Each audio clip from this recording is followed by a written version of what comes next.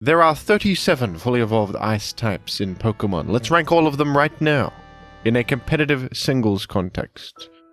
At the very bottom of the list, the worst ice type in Pokemon history is Delibird. A tragic creature, just a little penguin bird character that wants to give people gifts. Unfortunately, generosity and altruism get you nowhere in the Pokemon world, as Delibird is one of the worst Pokemon that has ever existed. Delibird is an ice-flying type, an atrocious combination, leaving you wide open to stealth rock and rock-type attacks. Your weaknesses are vast, and does Delibird have anything to make up for this terrible typing? No. It has some of the worst stats in the whole game, with an impressive 45 HP to write home about. Not very good. Its abilities include multiple instances of never sleeping. It has Vital Spirit, which offers an immunity to sleep. It also has Insomnia, which offers an immunity to sleep. Is Delibird being kept up at night by the tragedy of its own existence? Unable to get any rest whatsoever? Can they give you a break, Delibird? Its other ability is Hustle, which grants bonus damage at the cost of accuracy. Accuracy is important, this ability stinks. Delibird has such options as Spikes, which does do something. Rapid Spin, which also does something, but it's going to be hard to select any of these moves when you are Delibird and you die to a slight breeze. Delibird debuted in Gen 2 where it was immediately low tier, and it's never been good ever. The only way I could think of Delibird being any good is if it were to forsake its physical, corporeal form and become a cyborg, throwing to the wayside its altruism and its generosity for evil. But it would never do that. That would never happen, so that's just going to remain a fantasy, I think.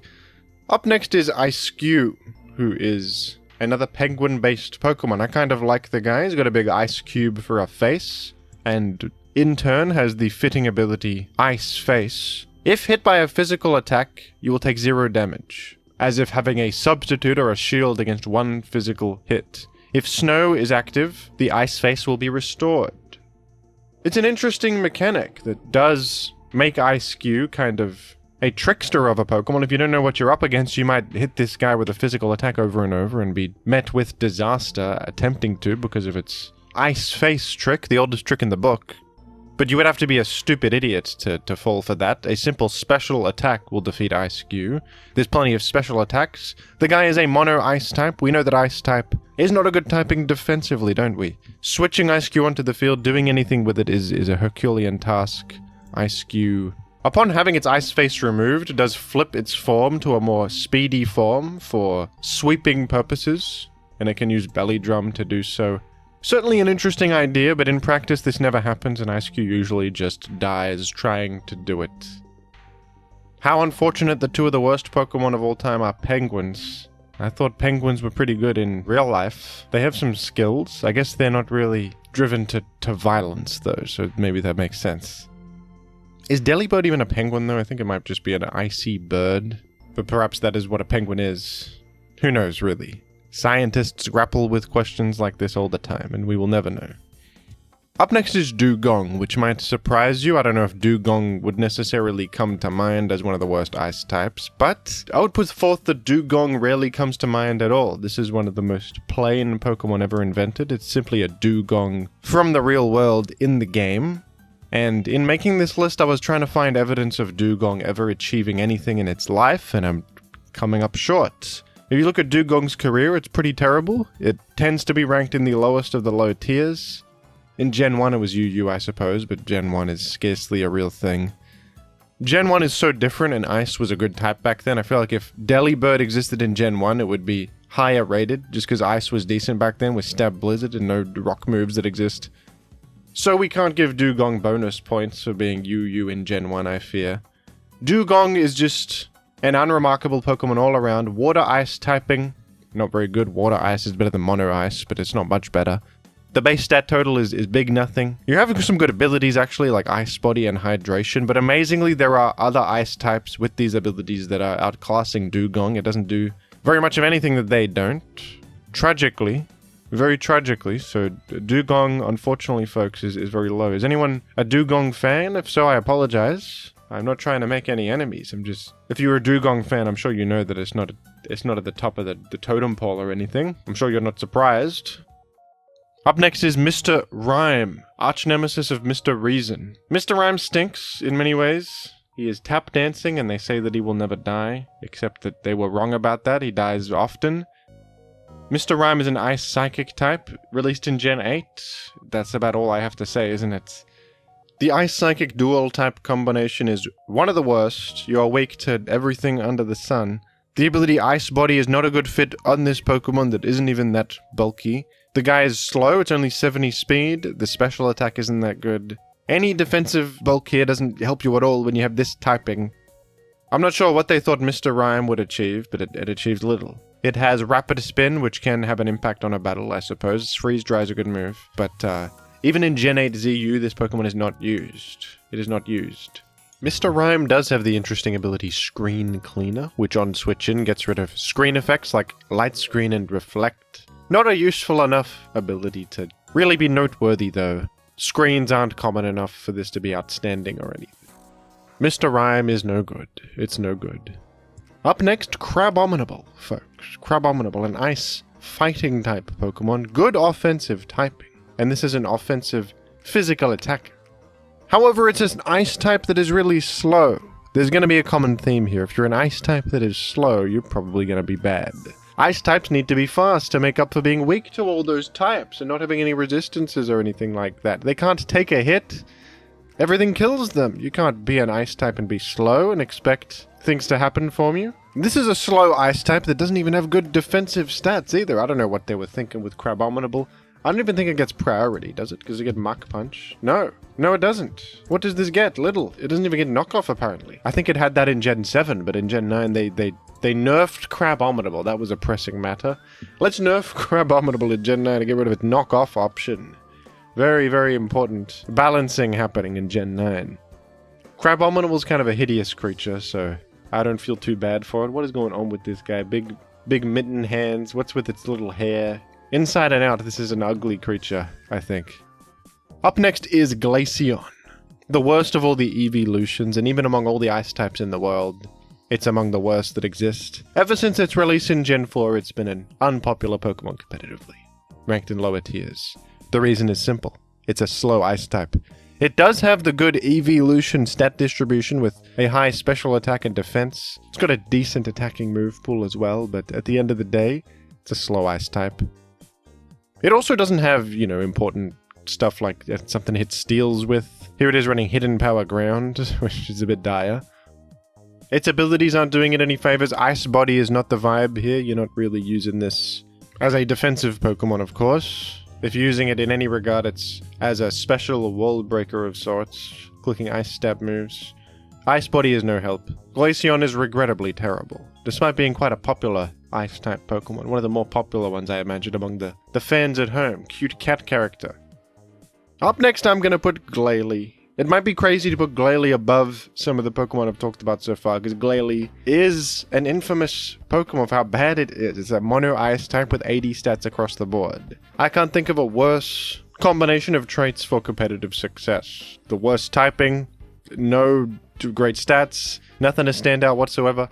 Glalie is fighting a serious uphill battle, but I want to give Glalie some respect for having a niche in Gen 3 OU, where it is a decent spike-setting lead thanks to its Stab Ice Beam, Spike's Explosion, and Taunt, as well as a typing that is better against other common offensive leads than spike-setting contemporaries in the metagame.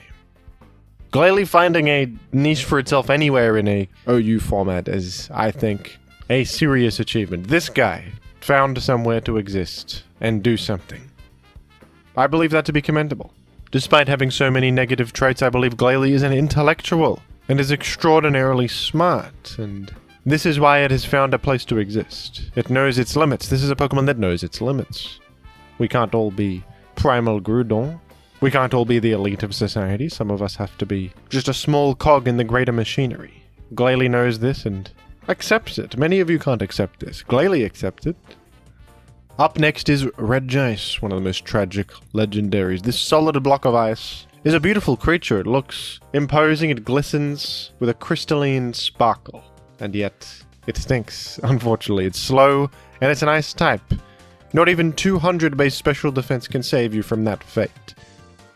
Regice was good when it debuted in Gen 3 though, it was a commendable Pokemon, but it was only good then, and in the rest of its career it is dreadful. And if there's any testament to how bad Ice is as a defensive typing, this is it. Even with these stats, you're an Ice type, you can't exist, you don't allow to exist, you don't get to. Part of the reason as well is that Regice was not given any good utility or defensive options to allow it to even possibly keep up. Even in lower tiers, it has no recovery, no utility like knockoff, no hazards. The best it's got is like Thunder Wave, which is not good enough these days to keep up with other defensive Pokemon. Regice feels like a relic from a forgotten time. Cool Pokemon though, in many ways, but no good competitively. Up next is Articuno. Articuno, despite being a Legendario, is a terrible Pokemon throughout history. Articuno has the same typing as Delibird, Ice, Flying. Its stats are much better than Delibird's, with great defensive stats in particular, and an actual fairly serviceable speed stat, considering 85 speed is better than many of these fellas that I've talked about so far. But Ice Flying is just such a dreadful typing that it's difficult to really make up for it, even with good traits like this. I can say though that Articuno is used in the lower tiers for its access to Roost and U-Turn and Defog and other such things. So it's a little bit of a cut above Regice. The flying typing also was less of a detriment when Boots came around, in Gen 8 at least. You also can give Articuno some respect for being a solid Pokemon in the very, very early generations. I mean, Gen 1, like I said, is a whole different world where Ice is good actually, so things will often be flipped in Gen 1 for these Pokemon. But in Gen 2 and 3, Articuno is also solid. Articuno has done some stuff, allegedly. It's done some things. Up next is Frostmoth. Frostmoth is a dreadful Pokemon, unfortunately, because it's a cool idea for a Pokemon. Visually, I think it's pretty lovely. It's an ice bug type, which I think this is the first ice bug type that's ever existed. It has the ever-coveted move Quiver Dance, which is a great move. It's got utility like Defog. And it has the excellent ability Ice Scales, which in a vacuum is one of the best abilities in the whole game. Halving damage from incoming special attacks. Regrettably though, even with all these advantages, Frostmoth, being an ice bug type, is too much of a detriment. It's times 4 weak to fire, it's times 4 weak to rock, weak to steel, weak to flying, etc. It's also a bit too slow, for goodness sake. Stop making slow ice types and expecting them to do things, Game Freak. Damn it. Give them some running shoes. Let them be speedy, but they do that sometimes and then they're too good. Find some middle ground, I don't know. Do something, Game Freak. You're causing me problems, Game Freak. Even with the Quiver Dance speed boost, you're still slower than most things in OU. Especially when there's things like Dragapult and Scarf users that can easily outrun this. I will give Frostmoth some respect though, it's ranked in the PU tier in Gen 9. That's not the very bottom tier, it's the second last tier. Whoa, that's crazy. Also, Frostmoth was used on that one team by that one fella. With the Terra Electric set, that did happen. In OU, and it got a solid rank. That was good. That's something. That's doing something. Objectively speaking, that is an achievement that Frostmoth has under its belt. Frostmoth is confirmed to have done one thing, while others have done 0 things. This puts it above others, and yet still on the lower end of the totem pole. Up next we've got the Alolan Sandslash form, Ice-type version of Sandslash, which, it would seem, is a bit of a downgrade. With an Ice-Steel typing, you are times 4 weak to fire and fighting. That's not any good. And you're slow. At least though, Alolan Sandslash has the ability Slush Rush, granting double speed if the snow is active. If the snow is active, Sandslash Alola could be a win condition of sorts. The problem is though, your attack is only base 100, and this guy's pretty easy to stop by common special walls. But at least Slush Rush is something, I suppose. It also has the utility of Rapid Spin, good options in its move pool as well, like Knockoff, Stealth Rock, and Spikes. The Triple Axle is pretty great. Ice Stab as well. So Alolan Sandslash does have some stuff, but in practice it's a dreadful Pokemon. But it's used in lower tiers as a spinner, with some offensive output, with some item removal, and can set some hazards. It can do some things. It could be a Slush Rush Pokemon if you're running a snow team. There are lower tier snow setters in contexts. Up next is Cryogonal. They say that each Pokemon is a distinct, unique snowflake. Cryogonal takes that literally. The snowflake-based Pokemon. I think this guy's kind of cool. Ethereal snowflake-looking character. It's got Levitate. This is an ice type that is actually fast with 105 speed. Pretty respectable speed. It has a good special defense as well. And the ability Levitate, which is a good ability. It also has Rapid Spin, which is nice utility to remove hazards. It's got Recover for healing. They gave this a lot. They tried to make a more functional utility ice type. I commend them for trying. They had the right idea in some ways. This guy's actually speedy. It's got Freeze Dry to pose a genuine threat to things. It's got actual useful utility. But at the end of the day, it's a defensive ice type. There's just going to be better spinners in higher tiers, of course, that aren't an ice type. This fella has plenty of competition and unfortunately doesn't stand out amongst them, ironically, despite genuinely being a snowflake. I always appreciate getting this guy in random battles, though. I feel like it does well for me in random battles. In actual formats, though, not so much. But I do admire it for having more useful traits than many other ice types. Up next is Beartic, and many are bearish on this Pokemon. For good reason, it's an ice type with base 50 speed. How many times do we have to teach you this lesson? This is not going to work. Except for... in this case, it sort of does, because Beartic has both Slush Rush and Swift Swim on it. It's got a high attack stat of 130, and it's got a good physical move pool with such options as Close Combat Earthquake, which complements Ice Stab very well. And this was used on a solid OU team, actually, for its access to Swift Swim. Unlike other Swift Swim Pokemon, Beartic can threaten the common water absorbers and water immune guys. It has a different offensive profile. It has some actual stuff. The problem, though, is that even with double speed, you're still pretty slow, failing to outrun some of the higher speed tier Pokemon in OU especially, but even in lower tiers, the low base 50 speed is going to be a problem. Still though, Beartic has evidence of it doing stuff, which gives it value. Overall though, poor competitive career, ice type with low speed. Not the kind of Pokemon that you would want to put all your money on if it was a stock in the stock market, for example, because many people are bearish. Up next we have Hisuian Avalugg, a regional variant that is significantly worse than the original Pokemon. Hisuian Avalugg is downgraded from a mono ice type to an ice rock type. Ice rock is combining two of the worst defensive types in the game to create a truly atrocious being here. Hisuian Avalugg having a monstrously high 184 physical defense stat does not matter when you are ×4 weak to fighting and steel, which are common physical attacking types. You're weak to most other ones too.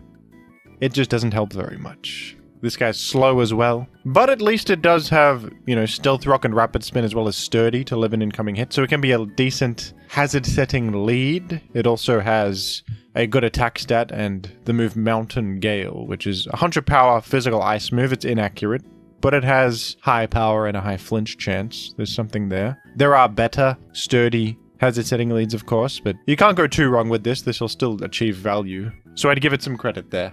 Still, though, a dreadful Pokemon, of course. Up next, Lapras, bit of a Pokemon icon. A classic Gen 1 creature that inspires awe and wonder. However, on the competitive side, not very successful. It was good back in Gen 1, of course, but it's never really done much in competitive. It does have Water Absorb, which is a good ability, granting water immunity. It has Hydration as well, and as a result of it having Hydration, I have seen it before in Gen 5 OU with the Rest Hydration combo. Hydration, of course, cures your status at the end of your turn if Rain is active, so you can use Rest alongside this to fully heal and then have it cured at the end of the turn for pretty much a free full heal. There was a Curse Lapras set I saw used before. There's something there that's valued.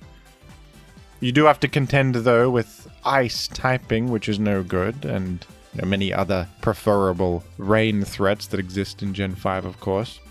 With evidence of it having done something, as well as, decent traits on its own, like a high HP stat and okay offensive move pool, I would give Lapras a bit of respect, but don't get me wrong, still quite a bad Pokemon. Up next is Jinx, and this might seem pretty high for Jinx. It has the dreadful Ice Psychic typing, one of the worst typings you can get in modern Pokemon. It has extreme frailty. It doesn't have a good ability for modern times either. But I would give Jinx a bit of respect for having commendable power in earlier generations, in Gens 1, 2, and 3. It is a solid offensive Pokemon. I think most commendable is Gen 3, where it is much harder to exist as an Ice type. Jinx is still good as an aggressive lead, with its access to the sleeping move Lovely Kiss, decent speed for a sleep setter, and solid special attack too, with Stab Ice Beam being a nice offensive trait there. In later gens, it's also not as low as the ZU tier, with its decent speed, special attack, and access to a sleep move. It's ranked around NU, sometimes even a bit higher. In Gen 9, it's ZU, that's to be expected, but Jinx has done some stuff throughout history, so I'd put it around here.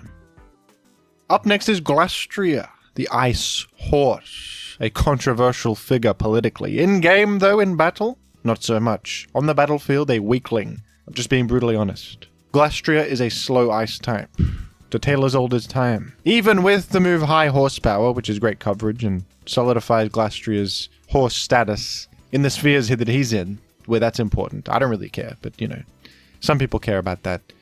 Even with High Horsepower and all of these, you're a slow ice type. You're gonna get killed by all the things you're weak to. You're gonna struggle to hit the field. Chilling Neigh to gain attack on each KO. It's a great ability. It's Moxie. And yet, how are you getting a KO if you're so slow? The enemy attacks first. Many attacks are super effective against ice. That's just how it works, Glastria. The only way I could see Glastria being any good is if a little imp creature, little elf creature with intelligence mounted the horse and rode it, combining their respective skill sets together. An intellectual mind and a horse together can make great things happen. A horse on its own, though, cannot. Not that that would ever happen. I'm just hypothetically saying that could be a way for Glastria to improve itself. On its own, though, as a horse alone in the world, there's no chance. Up next is Aurorus. This is a Pokemon that deserved so much more. Such a great design. A beautiful and elegant dino, and yet they gave it the rock ice typing, which is disastrous. Its stats aren't very good. It's got a decent HP, but that doesn't help you. It's a slow ice type. It doesn't even have a very good special attack or anything to pose much of a threat. But I'm giving Aurorus a higher position than some other ice types here because it has Snow Warning, which sets hail on the field and snow in Gen 9. Having a weather ability is good enough to at least give Aurorus some bonus points in that respect. It's also a snow setter / hail setter that has Stealth Rock, which is cool. And Encore is a good move too for a Stealth Rock lead, I suppose, that also sets hail / snow, so there's something there. Not that it's very good, not that it's that fantastic. Its other ability, Refrigerate, it probably wouldn't use over Snow Warning. This is a great Pokemon design that has been forgotten. Can they bring this one back in some form in a later game? That would be cool to see. That would be cool. Up next is Walrein. You might be thinking I'm crazy here. Why would I put Walrein higher than such respectable ice types as Glastria? This is a simple walrus from the ocean. What could this do? Well, Walrein is not that good, don't get me wrong. It does have a good HP stat, but it is still an ice-water type. There's been many instances already of this being a bad type. We know this to be true. But when it comes to Ice Body Pokemon with the ability Ice Body, Walrein has been used before in some contexts. Ice Body, of course, grants leftovers equivalent healing in the hail or the snow. This is a good ability, it's just that most Pokemon that get it are ice types, which means they're bad at using it because they suck defensively. Walrein, though, has had its uses on those Gen 5 Hail teams that are very stally with, sub-protect and racking up as much Ice Body chip heal as you can. There are genuine Gen 5 OU teams that use Walrein on them. Now, when permanent weather went away, not so much. With temporary hail or snow, it's not exactly a realistic prospect. I mean, maybe in Gen 9 lower tiers, you could make something happen with a Walrein, because snow now grants a defense boost, and you get Ice Body, although that's probably not realistic, really. But I would still give Walrein a bit of respect for being usable in Gen 5 OU, and that's commendable. That's commendable. Up next, Rotom Frost form, the Fridge himself.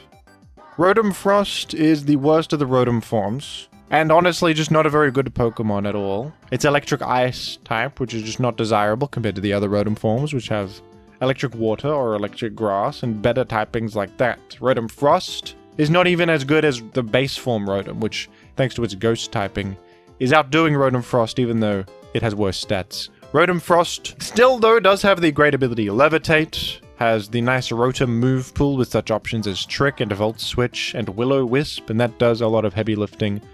Unfortunately, its only ice stab option is Blizzard, which is bad because it's inaccurate, but if it lands, it's good, I suppose. If you're a gambler, which maybe you are. Rotom Frost is quite bad, but of course there are worse ice types in existence. There are worse. Up next is Avalugg, and I feel maybe I'm giving this too much respect already. But I put Avalugg around here. Avalugg is a pretty popular guy. He's got a cool design. He's a weird table, big icicle creature. He's cool. He's mono ice, and he has a massive defense stat. He's better than Hisuian because the extra rock type is more debilitating than anything else. Mono ice is still better than that, but it's not good, of course, to be a defensive ice type, as we've been through a million times already. The guy is very slow, and even with a high defense stat, it doesn't make up for all the shortcomings of being an ice type. However, if there's one defensive type that sort of works, it might be Avalugg. I think I've seen it on some stall teams before, because it has Recover, it has Rapid Spin, it even has Body Press now, which is good with its high defense stat. In Gen 9, it can also Terra, which is a commitment, but when you Terra with it, it's actually a pretty strong Pokemon. Terra Fighting is decent. It also can synergize with the new Snow mechanic, granting a defense boost in the Snow, which then buffs Body Press further. It's at least, like, sort of usable, and don't get me wrong, it's not good, but of all of them, is this the best version of a defensive ice type in modern day? Maybe. Maybe this is the best you'll get with it. With its enormous defense, and actual good utility, and then Body Press to do some damage. Maybe I'm overrating Avalugg, but I think I'd put it around here. Up next is Cetitan, a new ice type introduced in Gen 9, and one of the most interesting ice type designs in a while. Cetitan is a mono ice type with Slush Rush, a new weather synergy Pokemon. And Cetitan seems to have been designed around the new Snow mechanic, because it has significant bulk here. It's got a massive HP stat of 170. Its defense isn't very good, but with double defense in the Snow, as well as Slush Rush to double speed in the Snow. Cetitan sort of has what it takes to survive an incoming hit, and then Belly Drum for a sweep, which is interesting. It has Icicle Crash for stab and Earthquake to complement, Ice Shard for some prio, so it doesn't get destroyed by enemy prio. I think they've done a decent job at attempting to make a functional Snow synergy Pokemon, and I did see some teams experiment with this guy in OU with Chilly Reception and sometimes even all the Ninetales alongside it. In reality, though, it's not very practical to use this, because in Gen 9 OU there is so much priority that threatens this guy lethally. It probably would really not appreciate the recent trend of Scizor Rising with its Bullet Punch. And yes, you have Ice Shard, but Ice Shard does not hit a lot of the prio users like King Gambit. I also think E-Speed has bonus prio, so E-Speed can still get you. This guy also really stinks into the dreaded Dondozo matchup. If you happen to face that, you're in a world of hurt. It is, though, ranked in the NUBL tier, which is more respectable than many ice types. Most ice types are down in the depths of ZU in Gen 9, just failing to function whatsoever. At least Cetitan's sort of middle tier. You can give it some respect for that. And I could see a Cetitan team in Gen 9 OU propping up and getting a high rank. It's something I could see. So maybe there's something there with Cetitan. It's at least an intriguing Pokemon. You can't deny that. Up next we have Vanillux Bing Chilling. Bing Chilling, folks. The ice cream Pokemon. Do you remember when this guy came out and people said, wow, Pokemon's really jumped the shark? An ice cream Pokemon? What were they thinking? I'll have you know that back then I was a Vanillux defender. Okay, I was defending the right for Vanillux to exist. Why can't they make an ice cream Pokemon? They made a magnet Pokemon. They made a sushi Pokemon more recently. That's a well-received Pokemon. What's wrong with ice cream? Why can't ice cream be alive? That being said, despite defending its right to exist ardently, is it any good? Not really. It's not very good. Vanillux, being a mono ice type with average speed and not enough special attack to pose a threat, has never had a great competitive track record. They did, though, at least give it the respect of buffing it to have the ability Snow Warning to set hail/snow on the field. And that's a massive buff that allows it to use Stab Blizzard and, set the weather for teammates. And I think it's quite a bit better than Aurorus, comparatively, as a hail or snow setter. So I'd put Vanilluxe around here for having something to actually do, which is set weather in some lower tiers. Up next is Frostlass, which I think is one of the coolest Ice-type Pokemon designs ever. The Ice Ghost typing is just a fun combination. And Frostlass, while being kind of crappy in modern times, with just not enough offensive firepower to really make a splash anywhere, it does have a decent competitive history. Since Frostlass is an Ice Ghost type with a pretty cool utility move pool and options like Spikes and Taunt, as well as the Ice Ghost Stab combo, it's a decent hazard setting lead that has the unique ability to rapid spin block against enemy hazard setters. It has Destiny Bond to trade with them. It can threaten many of them with its interesting stab combo, can taunt them. I like Frostlass in this role. I think it's decent not only in Gen 4 OU back when it was allowed, before it was falsely banned for crimes it didn't commit. It's also good in later gen lower tiers. Gen 9 it's ZU, but I would give it some reasonable respect to Frostlass for a commendable career, at least as far as ice types go. Up next, Octavish, an abomination of a Pokemon assorted from various fossils. It conveys the feeling of Dracovish with its head, and yet it is a different being. It is a disparate being. It's water ice type, which is way worse than Dracovish's great water dragon typing. Being water ice type is bad, it's slow, but it has that coveted move Fishious Rend, which Dracovish used to such acclaim. It has Slush Rush for a boost in the hail, as well as Freeze Dry to hit many water-absorbed Pokemon that would try to switch in on Fishious Rend. Octavish is decent, and decent as a breaker on hail teams. The Fishious Rend will not hit as hard as Dracovish's because there's no strong jaw to boost it further beyond comprehension, but it's still a good move that hits very hard, and especially when you have double speed in the hail. So Octavish is doing some stuff sometimes, in some contexts. Up next, Abomasnow. Now, I might be overrating Abomasnow here, to be honest, but I think Abomasnow deserves a bit of a legacy award here for being the first ever hail setter in the game released in Gen 4. Abomasnow, the first ever Pokemon to have the ability Snow Warning, and for a while, that was enough to make Abomasnow worth a damn. In Gen 4, Abomasnow is a viable Pokemon in OU for its disruptive nature. The metagame centers around sand. Abomasnow is able to counter that with hail and put a stop to many strategies built around sand. It has accurate Blizzard and options like Leech Seed and Ice Shard, which have their value. In Gen 5, Abomasnow feels even better when weather is a more central part of the metagame. You have rain teams and sun teams, which get even more disrupted by hail. Hail teams in Gen 5 are actually great anti-meta teams, and they're a solid part of the metagame, and a respected part of it. In modern times, Abomasnow is no longer the best hail setter in the game, but it had that identity for a while, and despite having low stats and the debilitating grass-ice typing, which grants, an unfortunate fire ×4 weakness, and many other weaknesses too, still it has its little niche it has carved out in competitive history that is commendable. I'm commending it, you'd better commend it too. Everybody commend Abomasnow, please. Commend him. Up next, Mamoswine, my favorite ice type ever created, and I believe one of the most impeccably designed Pokemon of all time, all around. Visually, simple but imposing and fun and cool. And everything about it in-game is just awesome. Mamoswine has the excellent Ice-Ground typing. It's the only Pokemon with this typing.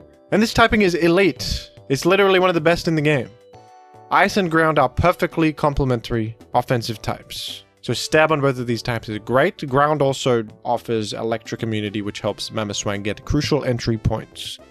Mamoswine is kind of the only ice type ever that has a mix of offense and defense rather than going all in on one and struggling to find a middle point. Because Mamoswine has good HP, it has the ability Thick Fat to grant it crucial damage resistance against fire and ice, which it appreciates and is also thematically appropriate for a mammoth Pokemon. So it can actually hit the field against things. It does not, die to literally anything. It has immunities and resistances, and it has an HP stat where it can take a hit. Also, it's not too fast that it's absurd with its offensive stab combo. It's 80 speed, which is a modest amount of speed. Its move pool contains priority in the form of Ice Shard, as Icicle Crash and Earthquake as well for great stab options. Other such options include Superpower and Icicle Spear for the multi-hit knockoff as well in later gens. In Gen 5, Mamoswine is ranked OU and is a great Pokemon. It's a beautiful Pokemon. It is not ranked OU in later gens, but in some it's BL, in some it is a viable OU niche. And it's never fallen that low on the tier list. It's always been a fairly respectable Pokemon. So Mamoswine, I believe, is worthy of many accolades. But not as much as Arctozolt, who is up next. Arctozolt is a far better Hail Pokemon that is actually pretty commonly seen in Gen 8 OU, which is the only format it exists in, but for only existing in one format, it has a solid impact on that format, as one of the main reasons to run a Hail team. Arctozolt also has Slush Rush for double speed in the Hail, but it's an electric ice type, which is actually unique. It's the only electric ice type to ever exist, and this is a great offensive combination. These two types are nearly perfectly complementary. To have a stab boost on the Bolt Beam combo is tremendous. Arctozolt gets the move Bolt Beak, which is an electric version of Physius Rend, doubling in power if you move first, which is a great breaking move. And the move Blizzard synergizes well with that to hit the ground types trying to come in and stomach the Bolt Beak with immunity. Arctozolt is a genuinely good and functional competitive Pokemon. Up next is Cloyster. It's a slightly weird one to evaluate here. You could argue that Mamoswine has more consistency, but Cloyster I would give respect for reaching the Uber's status in Gen 5, which few regular Pokemon can say they've done that. And also being just a bit of a menace historically. Cloyster is a water-ice type, and of all the water-ice types, it's probably the best one. In early gens, it was a great Pokemon. In Gen 2, it's in fact S tier. It's literally seen on like every team almost. Cloyster is incredible in Gen 2. In Gen 3, it remains viable as a good spike setter with the combo of Rapid Spin and Explosion. Despite its typing having some issues, the high base physical defense does a lot of heavy lifting. And in Gen 5, Cloyster had a new rebrand from a defensive utility spike setter to a complete offensive sweeper with the addition of the new move Shell Smash, which is, in many people's eyes, the most powerful boosting move in the whole game. Shell Smash grants +2 to your attack, special attack, and speed at the cost of a small -1 debuff to your defense and special defense. This is one of the few boosts in the game that can win you the battle on the spot in a single turn, because of how much it is boosting you. Shell Smash leads Cloyster to easily outrun everything, and then start wreaking havoc from there. Cloyster also has the ability Skill Link, which means that multi-hit attacks always hit the max number of times. With Icicle Spear, this is an incredible amount of damage output. This always hits 5 times, which is the maximum. This is great as well because it breaks effects like Multiscale and Sturdy and Focus Sash, as the multi-hit will bypass those completely. It also breaks substitutes. Rock Blast then acts as perfect complementary coverage. Cloyster also gets Ice Shard for priority. Hydro Pump, which is good mixed coverage because you're also boosting your special attack massively with Shell Smash. HP Grasp was used back in Gen 5 to hit Gastrodon and Seismitoad and Jellicent and Slowbro and such. And Cloyster was at the root of much controversy because Cloyster could use Icicle Spear plus the move King's Rock. The item King's Rock, allowing an effective 40% flinch chance or something like that, because each individual hit of the Icicle Spear had a flinch chance, meaning that your chance to flinch with it was very high. And that was a bit stupid, so the item King's Rock is largely banned as a result of Cloyster. Cloyster was also a chief abuser of the gem items in Gen 5, allowing it to completely bypass any possible defensive counterplay with a gem that just boosts the damage of whatever move you want. And then even when gems were banned, which is partially Cloyster's fault, he just realized that Cloyster maybe is fundamentally broken with the damn Shell Smash multi-hit move combo. So Cloyster itself just ended up getting completely banned from Gen 5. In later gens, the King's Rock controversy also happened. Cloyster was also used on some hyper-offense stuff. It never quite reached the same heights, but I think that I'll put Cloyster around here for just being really good in those early gens and then breaking the game completely in Gen 5, which I think is a real testament to some insane power within this funny oyster. Up next is Alolan Ninetales, who, upon being released in Gen 7, quickly became the new favorite among Hail setters, and later a Snow setter in Gen 9. Boy, do I love adding that caveat every time. Because if I just call it a Hail setter, the comments will be at my throat, and they will say, well, Jim, actually, in Gen 9 it's been changed to Snow. even though you can extrapolate what I mean. I believe that hail and snow perhaps are interchangeable as concepts, but it's much like when I say that outrage didn't exist before Gen 4, even though technically it did exist, but was never used in any context because it was a 90 power move that locks you in. It's a special attack. It's worse than Dragon Claw. No one used it ever. In essence, it didn't exist, okay? You know what I mean. You know what I mean. You have to relive an essay saying that outrage did exist, but no one used it ever, for goodness sake.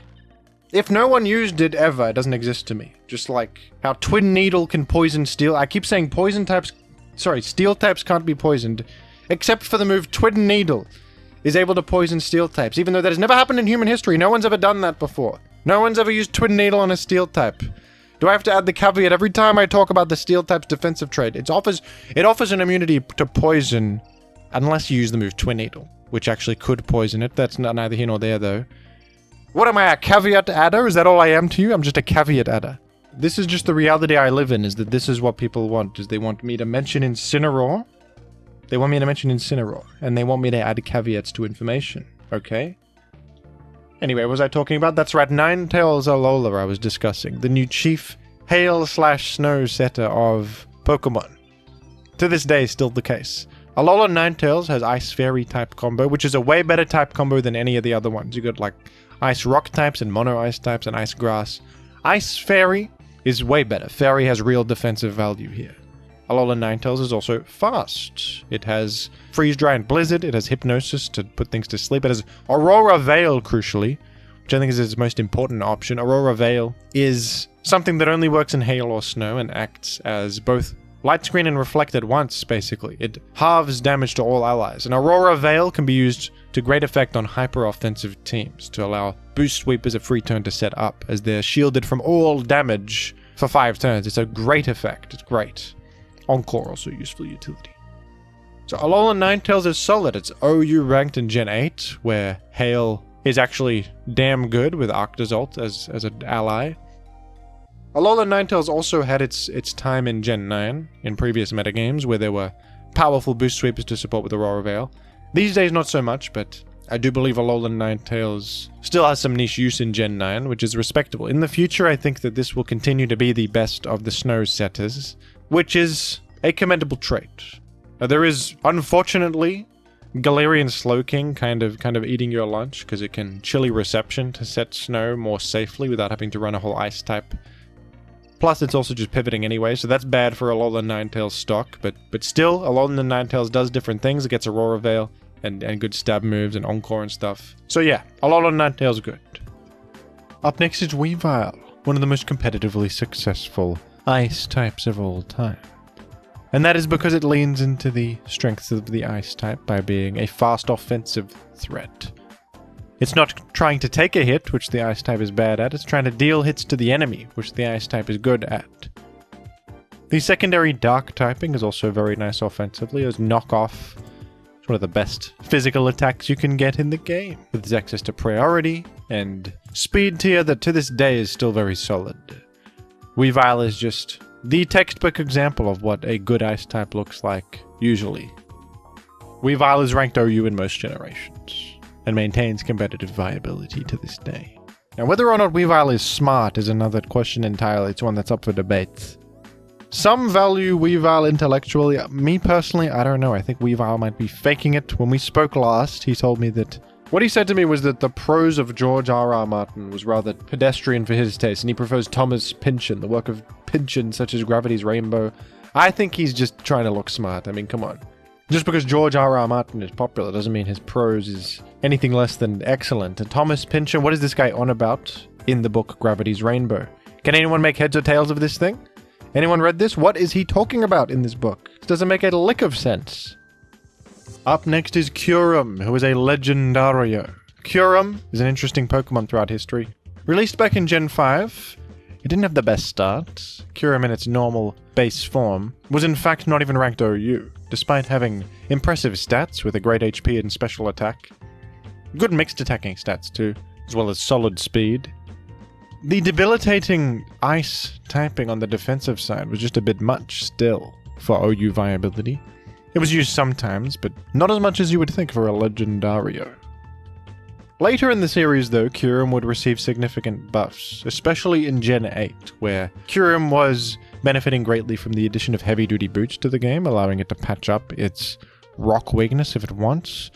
Also benefited greatly from the new option of Freeze Dry, which is an ice move that is able to hit water types super effectively. This allowed Kyurem to threaten more things it couldn't previously, and was more difficult to switch in against. Kyurem in Gen 8 also received the new option of Dragon Dance, allowing its physical offensive side to shine a bit more. So Kyurem in Gen 8 was actually so much more powerful as a result of all this buffing that it was banned to Ubers. And in Gen 9, Kyurem is OU ranked, but not without controversy, because Kyurem has been the subject of scrutiny here. They have voted to ban it a couple of times now. It hasn't been banned, but some people still want it banned, because it's a difficult Pokemon to deal with its set variety, physical and special sets both being good, Dragon Dance sets difficult to respond to consistently. The option of Terra Blast also enhancing its ability to defeat checks that it otherwise couldn't defeat. The metagame has adapted a bit to Kyurem's presence in Gen 9, with Scizor rising back up to solve that problem a little bit, as it is very good against Kyurem. There's no denying, though, that Kyurem, especially in its modern state, is a fantastic and very powerful Pokemon, and these buffs were enormous for it. Kyurem is sort of a weird freak of a Pokemon. You look at it and you're not sure what to make of it. Like, where does it end or begin? But sometimes weird freaks are the most powerful among us. Much to think about. Up next is Baxcalibur, a new pseudo-legendary of Gen 9 that proved incredibly powerful in competitive single. Baxcalibur is a Dragon Ice type with really great stats, especially a solid HP stat and a massive 145 base attack. Baxcalibur has access to Dragon Dance to make up for its one shortcoming, that below average speed stat. And it made for a great boost sweeper, especially with the signature move Glaive Rush, which is outrage but better. 120 power, 100 accuracy, and it just makes it so that you take double damage on the next turn. A much better drawback than locking in to outrage, which can kill you in some cases, as you have no choice but to click it again. Glaive Rush is way better. With Earthquake, which is often the coverage you need to function as a physical sweeper, and then Icicle Spear with loaded dice. This Pokemon was just incredible, especially with Terra on top to give it free turns to Dragon Dance up and defeat everything. This game was used on those Alolan Ninetales Aurora Veil teams to incredible effect, and it was an absurdly powerful boost sweeper that was so difficult to stop. It got banned from OU and is Uber's level, a truly elite level ice type among many. Up next, Gorilla, Darmanitan-Galar, one of the most powerful Pokemon of recent games, at least among regular old non-legendario Pokemon. Galarian Darmanitan is an ice type. It has an incredible 140 base attack, a serviceable 95 speed, and the broken part is its ability Guerrilla Tactics. Guerrilla Tactics grants 1.5x attack, with a drawback of only being able to select the first move you execute, which is exactly the same effect as the item Choice Band. So you basically get a free Choice Band as your ability. You can then stack a Choice Band on top of this inherent passive Choice Band, and your attack stat is beyond comprehension. Or you can chuck a Choice Scarf on, and you have a Choice Scarf and Choice Band at once, off the back of an absurd 140 attack stat. Galarian Darmanitan is one of the most powerful beings in existence, with some of the highest damage output a physical attacker has ever seen. And it's not as if its move pool is limited. It has Icicle Crash for great physical stab, Earthquake, U-Turn. You've got everything you really need, and counterplay to this was incredibly limited. It's an Ubers ranked Pokemon in Gen 8. I'm sure it would be Ubers ranked in any gen it returned to. If this is a Pokemon acceptable for OU power level, I think something is very wrong in the franchise. If that ever happens, we need to ring the alarm bells and we need to do something about that, because that's not right. Galarian Darmanitan, absurdly powerful ice type. Up next we have a Pokemon that is the result of Delibird, the altruistic and generous Pokemon from way back at the bottom of the list, forsaking its moral values to become a cyborg and embrace evil. Iron Bundle is up next. And Iron Bundle, the robot version of Delibird from the future, is one of the most powerful ice types ever made and one of the most powerful Pokemon of Gen 9. This is not a joke. They're telling me it's a joke. It's not, no. Iron Bundle has an ice-water typing. I'm sorry, I'm realizing that I said Cloyster was the best ice-water type. No, this is the best ice-water type. My mistake. Unlike all of those other bozos, this one is insanely fast. Iron Bundle has a base 136 speed. This is absurd speed. This is ludicrous speed. It can achieve 408 speed in battle with extraneous stats and a plus nature. And everybody knows that speed in Pokemon is based not on speed, running really fast, but on reaction time in combat. As we all know, the reaction time hierarchy goes cows to cats to robotic penguin. That's the reaction time power rankings right there. Robotic penguin being at the top of the pyramid. Not only is Iron Bundle absurdly fast, it has a fantastic 124 base special attack stat, which, with a speed like this, is truly elite. That's a lot of special attack for this amount of speed. On top of that, Iron Bundle has an offensive stab combination that I believe is literally impossible to be resistant to. Hydro Pump is water stab, and then Freeze Dry hits everything that Hydro Pump doesn't, including the water types that think they resist both your stab types, but no, Freeze Dry hits water super effectively. Then you have Ice Beam for Ice Stab that is a bit more powerful when that's better. Iron Bundle also has options like pivoting with U-turn and a flip turn, taunt for a bit of disruption. Iron Bundle commonly runs the heavy-duty boots to dodge hazards, but you can also run the booster energy, of course, to just get more stats. This activates your Quark Drive ability, and will result in an even further speed increase than you already have. Iron Bundle is an absurd Pokemon. It was swiftly banned from OU back when Gen 9 first came out, because there was no real response to this thing. Not even Blissey really worked, because you could just U-turn out against it. I would really like them to do this again in a future game. I would like them to take one of the worst Pokemon in the game and then inexplicably buff it to legendary status. We need to do this in every generation for one. Just randomly bless one little Garbaggio Pokemon like Lydian or Furret or something and turn it into one of the most powerful beings in the new game. I would love if this became a new tradition. We should do that some more. Up next is Chien-Pao. Leopard. If you thought Weavile was powerful, which it is, well, what if Weavile but better? That's Chien-Pao. Chien-Pao is also a Dark Ice type, but it has even higher stats than Weavile. It's very fast itself with 135 speed. That's outdoing Weavile by quite a bit. It's outdoing most things. It has a 120 base attack, but that's deceptive, because really it hits even harder than this thanks to its ability Sword of Ruin, which reduces the enemy's defense stat by 25%, enhancing its physical damage output against them. Chien-Pao's move pool is also superior. It has access to priority options like Sucker Punch, as well as Ice Shard, which Weavile does not have. Chien-Pao doesn't have Knockoff, though. If it did, that would be crazy. But even without Knockoff, it has Crunch and Sucker Punch and Sacred Sword as well for coverage. Chien-Pao was legal in OU for a while, and the whole time it was wreaking havoc beyond repair. It's so fast, there's very few switch-ins. People were running weird stuff like Tauros Blaze Paldea to switch in on this. It was that dire. When you have to whip out Tauros Aqua Blaze, that's when you know things are in trouble. Chien-Pao eventually did get banned. I think they unbanned it and banned it again a little bit in there. I don't remember. It's all a blur. But regardless, Chien-Pao is a good Pokemon at clicking Crunch with no switch-ins, and it's really fast.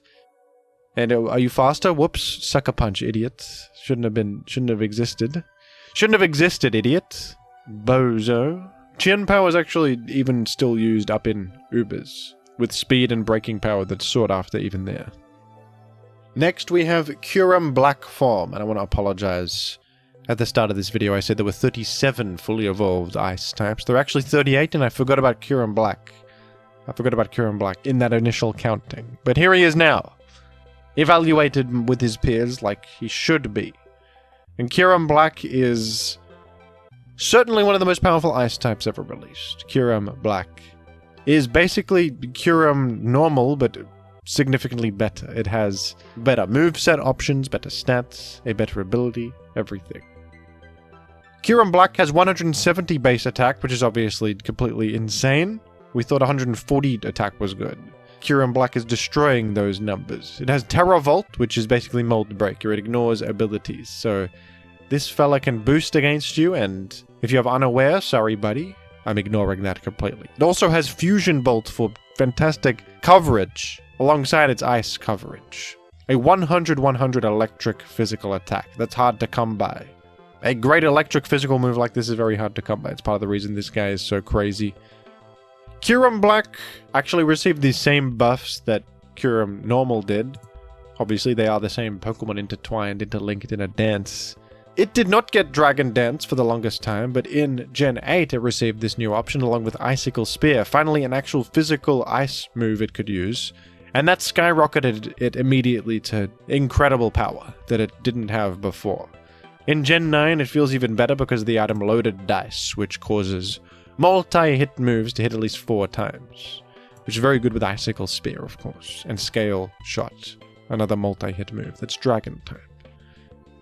Even though Kyurem Black did have a rough history early on, similar problems to base Kyurem with its ice typing just being so debilitating, in its current state I think it is worthy of the ranking of second strongest ice type ever created. I would say so. I think it's finally living up to that imposing legendary appearance that many always hoped it could. And finally, the most powerful ice type of all. We have something unbelievable here. We have a horse, but the horse is not alone. The horse is not a lone horse in the world. The horse has a rider. A Calyrex rider. A little elf creature from the forest. Who is very smart. A very intellectual elf. Is that even an elf? Who knows? It's something mystical. He's riding the horse, and when an intellectual rides a horse, things happen that you wouldn't believe. Calyrex Ice Rider is the most powerful ice type to ever exist. And you might actually think otherwise when you look at its traits that I have berated other Pokemon for having. This fella is an Ice Psychic type. I've mentioned multiple times now. That's one of the worst typings you can have in the game. Also, it's an Ice type that is very slow. It only has 50 base speed. So how does Ice type Calyrex Rider overcome such dreadful, debilitating qualities? Well, sometimes you just have enough stats where you can brute force your way through such weaknesses. Ice Riding Calyrex has way higher stats than Glastria. In particular, an incredible 150 base defense is doing significant heavy lifting to allow you to live incoming hits. 100 HP is also well enough to give that defense value. You even have a great special defense stat of 130. And your attack is way higher. 165 attack. What really brings Calyrex Ice Rider together, though, is that it has access to Trick Room. Trick Room being a move that applies a field condition that will invert speed for 5 turns.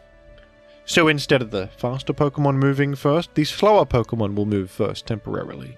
Usually a bad effect in singles, unless the Pokemon clicking Trick Room is a really slow and powerful offensive threat with good bulk, which is exactly what Calyrex Ice Rider is. This is the best Trick Room Pokemon, I think, in the game, because it can Trick Room and then immediately pose a threat. Calyrex Ice Rider has a significantly better form of Ice Stab, a Glacial Lance, the physical move, which is a 120 power Ice type attack.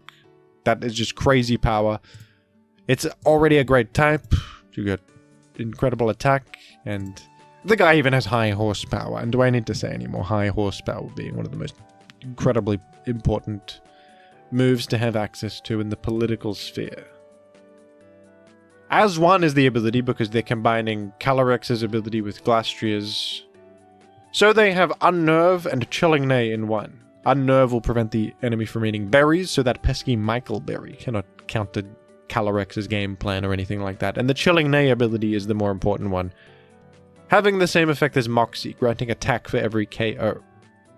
Trick Room Calyrex Ice Rider is fantastic and win games in Ubers, in endgame cleanup scenarios very often. It's incredibly good. It's a high-ranked Pokemon, and it's one that many respect. And it really shows the sheer value of riding a horse. Because you can go to faraway places on a horse. The horse uses its energy to move while you just sit there. This is very efficient to conserve energy. I think more people need to realize this is just really useful. It's just really useful in life. Thank you for watching my ranking of all the ice types, folks. Who is your favorite ice type? Mine is Mamoswine. What about you? Let me know down below in the comments, and thank you for watching.